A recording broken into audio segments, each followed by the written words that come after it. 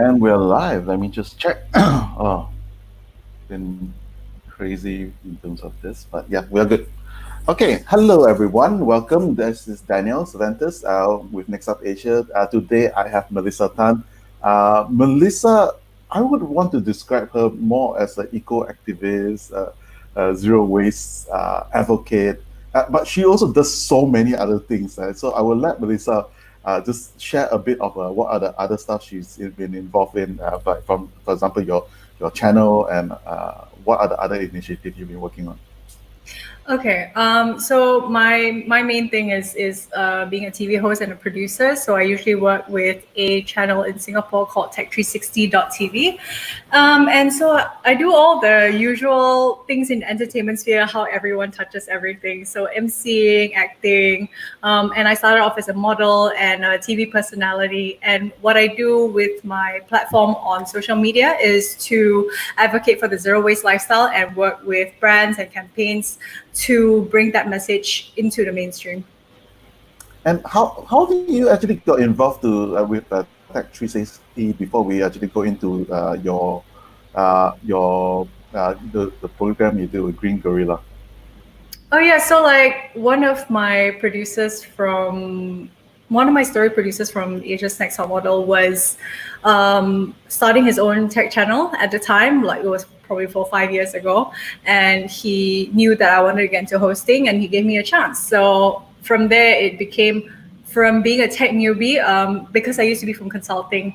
One of the things that served me really well during that time was that in consulting you kind of like know zero and then you have to be an expert the next day. Like you have to know everything about your client and then you have to like assess the situation and then make recommendations and form a strategy going forward for implementation and stuff like that. So it helped me because I was a total tech newbie, and then it became into it went all the way into having to know a product overnight and know all the aspects that you're looking for and form a reasonable review. And how is your experience so far? Like you've been doing that for quite a while, and are you into tech now?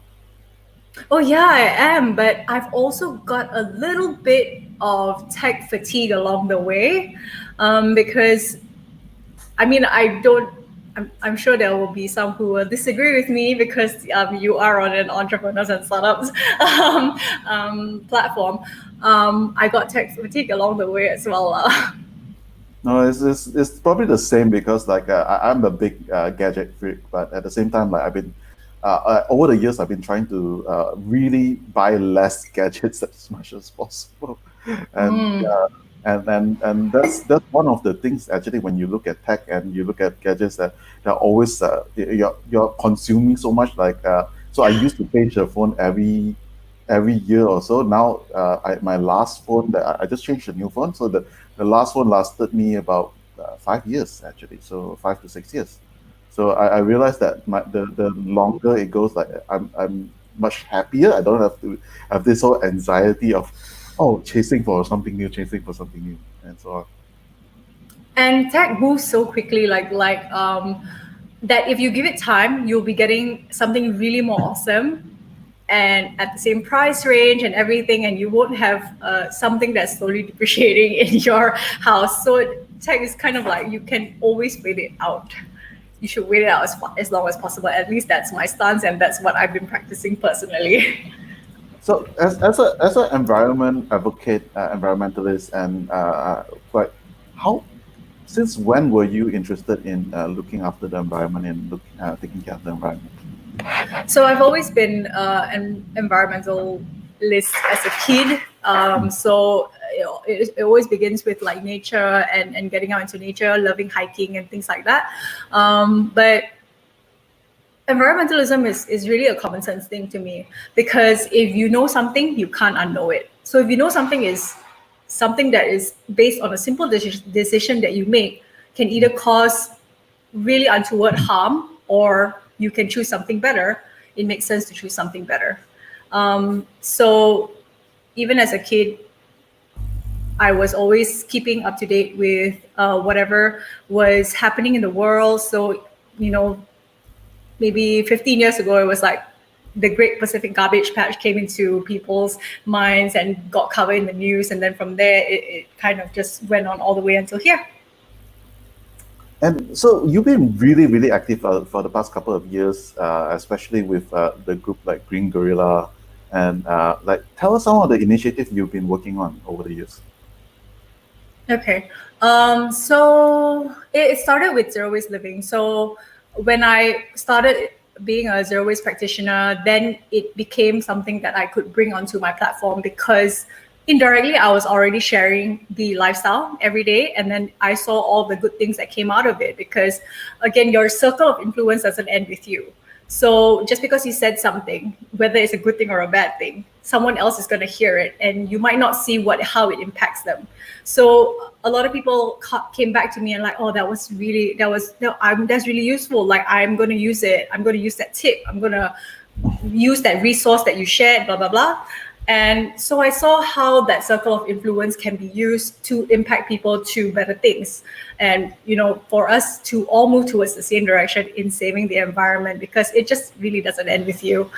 So after that, it became getting more embedded into the community, working with other NGOs, other environmental organizations, because it is a very strength in numbers things. We're all working on different aspects of things. One person can't save the world. So some people will be focusing on regenerative agriculture. Some people will be focusing on recycling. Some people will be focusing on messaging and on the consumer side of things, like myself.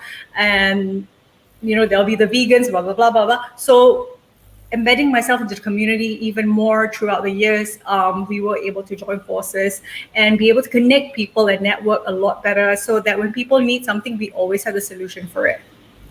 Yeah, so one of the things that has happened in terms of during this whole MCO COVID-19 is that we are always asked to stay at home, and then takeouts and delivery, everything has like taken a rise. I'm not sure, I don't have actual statistic, but anecdotally we are seeing a lot more usage of single-use products. So for example, face masks, or even like for something that's like super crucial in terms of like face shield, which is actually used sort of single-use plastic. Like, what are your thoughts on that? So this is something that not always, sorry, I shouldn't use that word. This is something that is often brought up. For example, when people talk about, oh, how can I not use single-use plastic when we need it for the medical industry? Which is perfectly valid. Because of single-use plastic, we're able to do a lot more things sanitarily, and help with hygiene and everything in keeping us safe. And that's where it should stay. Where it shouldn't stay is where all the places where we can remove single-use plastic. So for example, the Earth, I'm just going to use the Earth analogy. There's this thing called Earth Overshoot Day. Okay. So Earth Overshoot Day is a measure of how much we're overusing Earth, meaning we're borrowing from the future. So Earth can support our population right now, but we are consuming, like, say, 2 to 3 times more Earth. So that means we're degrading from the future, and we're destroying whatever we have here, so it cannot support the future anymore. So in terms of Earth Overshoot Day, when we remove all the parts that we can remove, for example, food and beverage, fashion, the parts that we can clean up, then we can allow for places like the medical industry, for hygiene, for things like that. So it's about bringing it to a more sustainable state. Okay. Instead of trying to face mask, like face mask, therefore I cannot remove anything else from the other parts. That doesn't. It's picking and choosing the places that we should. So it's also really like looking at resources that which are needed and how do we best utilize it. It's not. Oh, thank you. Perfect. And not like fully eliminating something, that because everything has a purpose, everything has a reason in terms of what they do, in terms of that. That's really a good way to look at it. Thanks a lot, Melissa. But then we come to a whole point that there's a whole bunch of like eco-friendly folks at that they have to some have to rely on food delivery, some have to rely on all this stuff. Like, what are some of the practical examples that you have seen, or you can suggest that how businesses can be more eco-friendly, or at least how can they move towards zero waste as we are going through this whole additional 14 days of MCO? Okay. I've recently shared, which is why we started talking. I've recently shared a video on the 5 ways we can go eco-friendly during a pandemic. So zero waste living is not zero waste living, and zero waste principles aren't really about achieving zero. It is about always choosing better. Because until we can achieve zero, which is an idealistic situation, until we can move towards a whole circular economy. So sorry, I lost my train of thought. No worries. So what some of the 5 ways that I've shared are things like going to a wet market to shop, because when you go into a supermarket, everything is packaged. But when you go into a wet market and shop for the week, you automatically have almost all the options, packaging free. So that's one way to do it. And then it's things like laundry, how we're not going out every day anymore. So we're not wearing multiple outfits in a day. We're just wearing one outfit in a day, and how we can optimize that even further. When it comes to businesses, though, I know a lot of people are doing food deliveries, and the dine-in option isn't available at the moment anymore. So how we can adapt to that is to support businesses still, support local businesses. I think a lot of people have been chiming in to say what you don't want is for those businesses to disappear when we come out of MCO, or when we come out of the whole pandemic as well. If we just stop completely out, if we just stop our orders completely and fully cook at home, that's true. They probably won't be able to survive, and maybe when we come out of this, your favorite restaurant would have closed down already. So find a balance in that. I would say what you can do is choose a day that you get to eat in. Choose a day that you get to order takeaway. Try and order from places that would pack them in compostables, and then compost those compostables. So then you get to manage the waste that you're actually creating, instead of saying, no lah, it's okay lah, now pandemic, so we just anyhow lah. There's always ways that we can adapt to the situation so that we can bring our footprint down even lower. At the same time, it's also one of the more interesting time in humanity, actually, because there's so much economic activities or manufacturing activities have been reduced. I think this is more Earth Week, right? And so it's the greenest Earth Week ever. Earth Week ever. Yeah, because we are driving less. We are actually a lot of the factories are not open, and what are your thoughts about it so far? The pandemic has brought a lot of good parts to it. So like at all those points you mentioned, definitely our carbon emissions right now are at a record low. So that's why we came up with the Green Gorillas running the greenest Earth Week ever this month, because Earth Day is 50 years old, and the Industrial Revolution happened before then. So then this is probably the greenest Earth Week ever with record low carbon emissions. But the problem is the carbon emissions that's currently in the air doesn't just go away. What we're doing is just, at this time, we're temporarily just emitting less, but the carbon concentration in the atmosphere is still the same. So we still gotta keep going lah.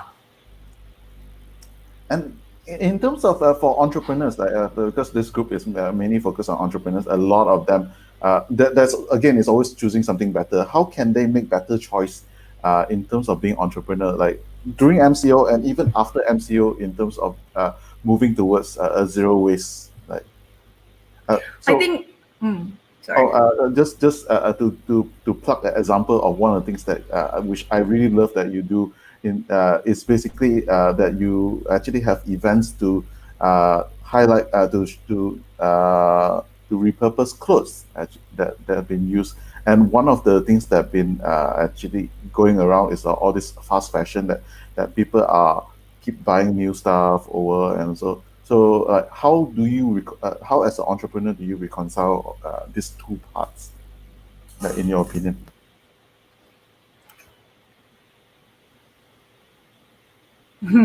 um, sorry, brain freeze. Yeah, okay. So like the thanks for pointing that out. Close swap. Yeah, sorry, that's the right. Yes. What I'm trying to bring back is more of the sharing economy, in Malaysia. There are a lot of great startups that have done that successfully here, and I'm bringing back the community version of that. So this is happening in various forms in Malaysia already, and I'm part of that movement. So things like clothes swaps, where people already have the things that they need, and they have those things within the community. We have to move away from buying and throwing away. What we can do is circulate the resources within the community again, so that we can extend their life and prevent them from extend their life and prevent them from going to the landfill too fast, and to mediate production at the same time. So I also do the conscious market, which highlights all the brands that are doing really great things in Malaysia.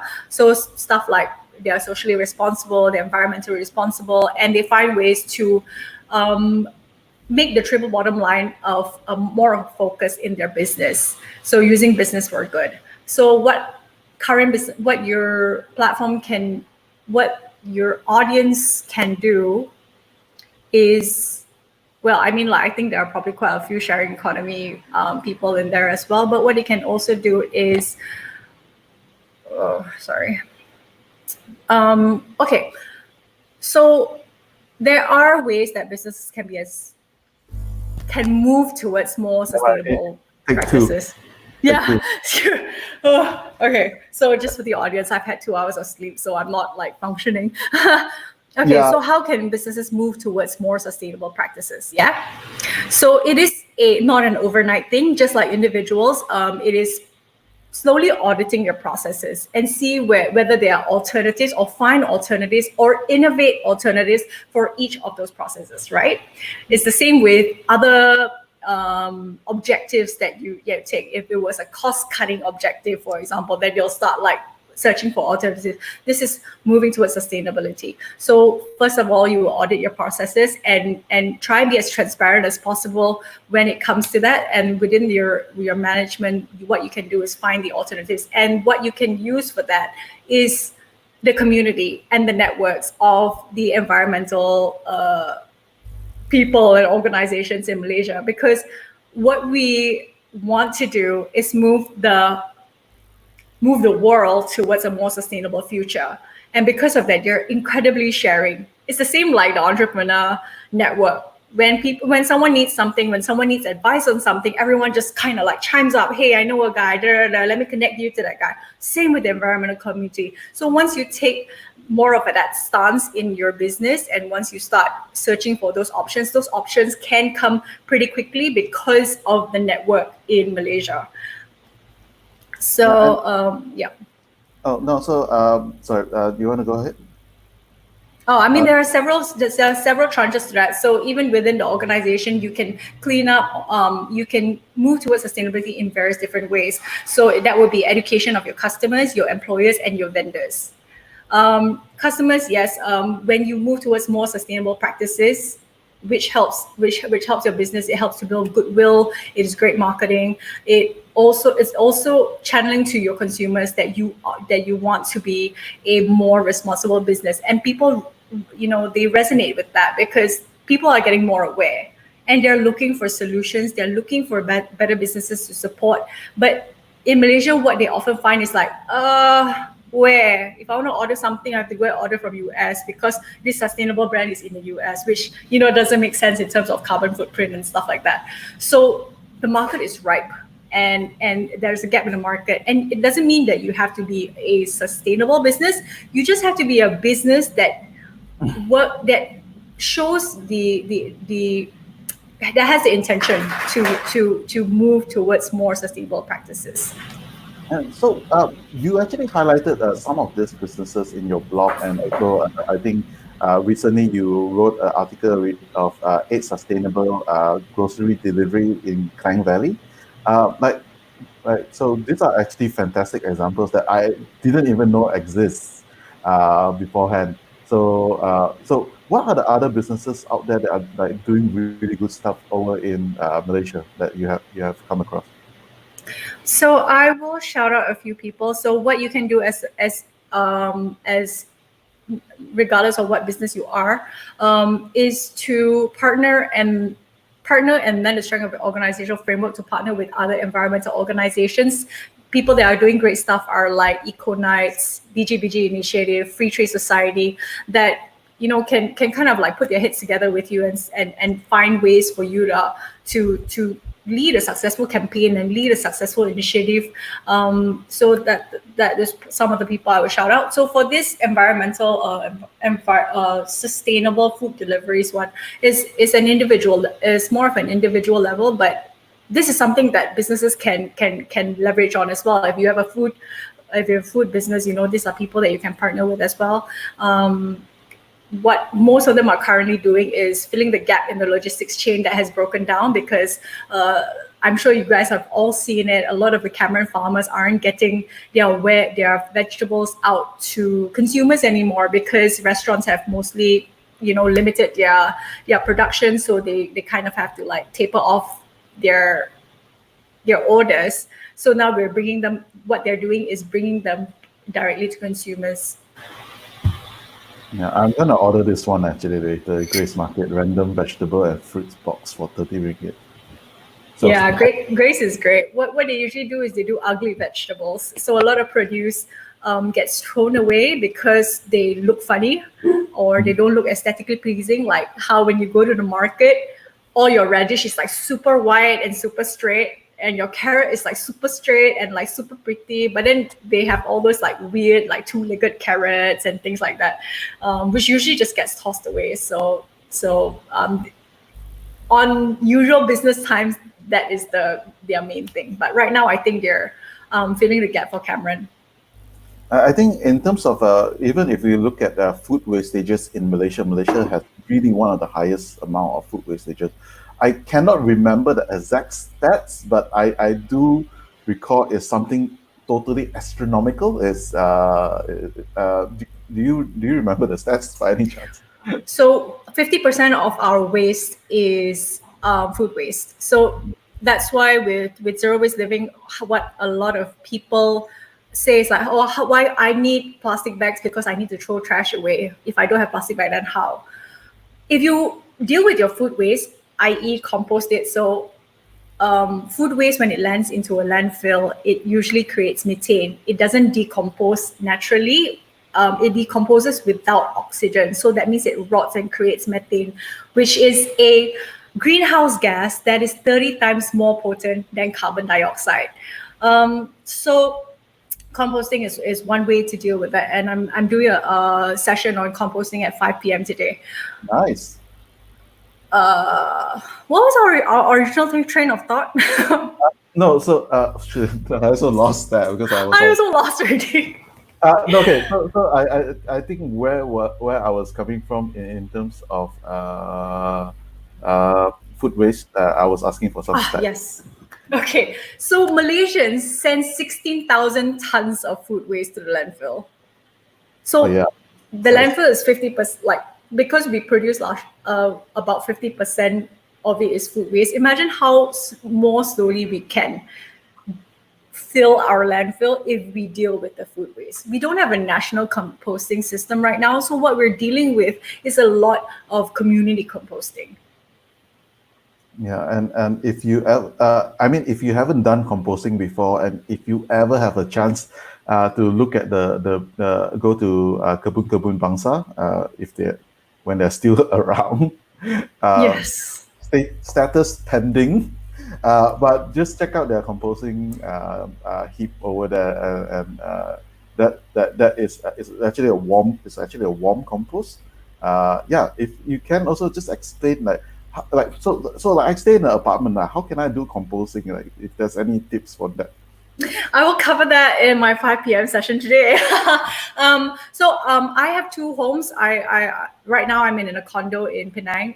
That's where I am during MCO, and most of the time I'm in KL in a house. So um, I've experimented with most of the forms of composting except the one with bugs. So in brief, in a condo, what you can do is you can set up a cold compost, or you can first use vehicles like bugs, like African night crawler, so earthworms and black soldier fly larva, or bokashi, which is an anaerobic system. So I'm just throwing jargon here. I think just come for my compost class Where can people find out about your compost class?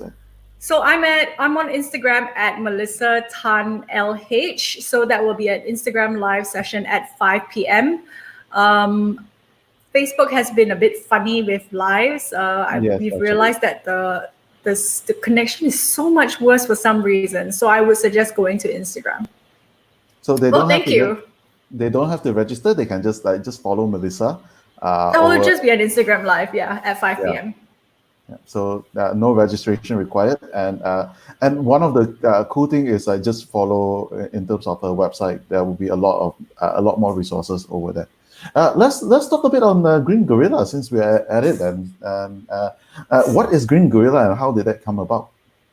So Green Gorilla was pretty like how I spoke about before, how environmental people just tend to flock together, and we have to lend resources to each other so that we can achieve a greater goal. So the Green Gorilla was formed because 7 people just like, hey, hey, do you want to do something? And then we just formed the Green Gorilla, so that every time that we run a campaign or we work with another organization, we can always draw the strength of 7 people with different focus areas. So for me, it will be like sustainable fashion and zero waste living. Then we have a couple of vegans on board, and we have vegan athletes, so then they get to talk about the science behind how you can be powerful without meat.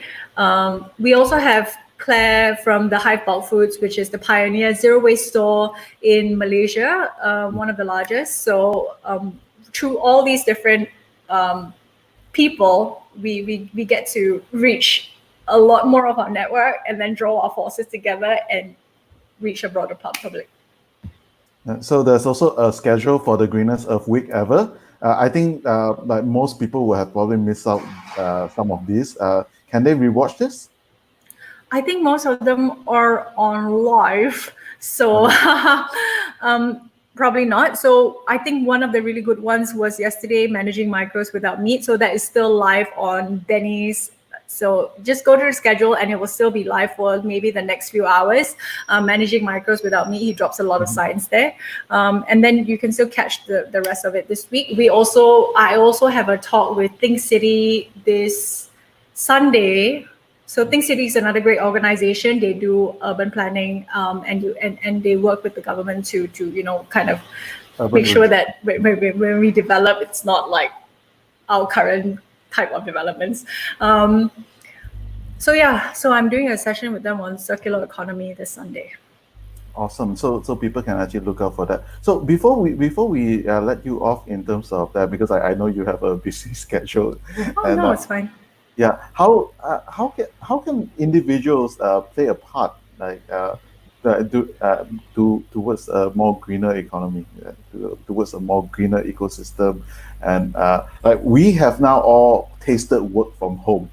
Like, would that be something that to commute less, we should like encourage our company to like let's have like a couple of days we all work from home and all those kind of things. Like what in your opinion that should we do to actually let's form a movement to get people to be more eco, especially after COVID-19, because there's a lot of stuff that has already been done which are good. So what can we actually jump on? Okay. There are a lot of great environmental organizations in Malaysia that you can support and that can really support you in going more sustainable in your lifestyle. So Zero Waste Malaysia is a really good resource for that. That's where I learned a lot as well. Apart from that, yeah, so from there you can jump off and head off into a lot of different directions like urban gardening, zero waste living, and all the various ways that you can do that. For me, I do a lot of sustainable fashion as well. So I do a zero waste wardrobe, and I have 7 different ways for that. So check back with me because I will probably have another session for that in the near future. For businesses, there's a lot of things that you can do. I'm sorry, will we talk? Let's just talk about businesses as well. I want to also implore that corporate social responsibility is relooked at, because corporate social responsibility isn't an act of philanthropy. Most people, because I used to come from a consulting background, so what I've also seen that in my employers was that a lot of corporate social responsibility is limited to one-off events that have minimal impact at best. They throw a lot of money, but it doesn't have any long-lasting impact. Things like taking a picture with orphans or whatever, Please don't do that, man. Yeah. Or painting a wall. Like, yeah, because that one time we went to take an orphanage kids out for a trip, and I think it was more fun for us. The kids were like, they were being kids and they were awesome, but they were like, yeah, I've been here like 8 times. I've been to like Aquaria 8 times, like it's nothing new to me anymore. I'm like, oh, okay, so mostly people have been using it as like a good like PR campaign instead of trying to create meaningful change. So I want to implore people to relook corporate social responsibility and target sustainability, social impact, and ethics instead of one-off PR campaigns. What you can do is, of course, partner and lend strength to organizations so that you can work with them in more meaningful ways. Places like Eco Nights, BGBG, Free Tree Society, or Zero Waste Malaysia. So yeah, and there's also things like transparency, introducing more transparency and helping the global economy understand the situation better, and to how to help businesses to move forward a lot better. Things like the plastic disclosure project currently running with UN Environment and Ministry of Environment and Water. Yeah, you mentioned something in terms of that actually resonated. It's actually meaningful change, and the whole situation of a lot of people will try to do visit to orphanages, and it's always this one time off. It doesn't. Yeah, it's actually more harmful towards the orphans, because you are just doing this touch point, and they're like, but why these people just abandon us again? It just creates that whole thing. And one of the interesting, meaningful change that Green Gorilla helped to spearhead was the zero plastic movement that happened. Was it last year? Yeah. The zero straw. Oh, right. Oh my God, it was 2 years ago already. 2 years ago? We partnered with Nut Straw. Nut Yeah, Straw. 2 years ago already. See, straws are not even in the conversation anymore. Well, I think it is, but yeah. It is. It is, but it's also one of those really, really interesting thing, because after that movement, then you see like Malacca all of a sudden decided to adopt it, and then there were a couple of states that decided to adopt it, and those were some of the really amazing grassroots movement that has shift policies and cause a meaningful change. And although there was always a lot of argument between like, oh, but it's just straw. It's why do we care? But it's the representation of it. Like, yeah. So I really want to applaud and congratulate you guys for actually helping to put that in the public consciousness. That my family runs a restaurant in Malacca. One of those weekend, I went back to Malacca, and then I noticed like that was even before Malacca decided to go no straw. I realized that, what happened? What happened to all the straws? Like, yeah, because the public, our customer, will be asking, auntie, I don't want straw. So my mom's like, yeah, let's do it. So I want to give credit where it's due. This was all kicked off by Nut Straw, Sampa Menyapa, Carolyn Carolyn Lau and Marina, and really like Green Gorilla just lend strength to them to do like a public campaign about it, because we have photographers and stuff that we have access to. So yeah, I think they did a really great job, and really straws like you said, it is the representation. It is a gateway for people to think about plastic solution, and it doesn't end at plastic straws lah. Yeah, but that is a really awesome movement. Any upcoming things we should look out for in terms of like 2020? Oh yeah, sure. So I will be, personally, I will be working with, I'll continue to be working with, UN Environment and Ministry of Environment and Water, they have a plastic roadmap to deal with marine plastic going forward, and that will be coming up in later 2020.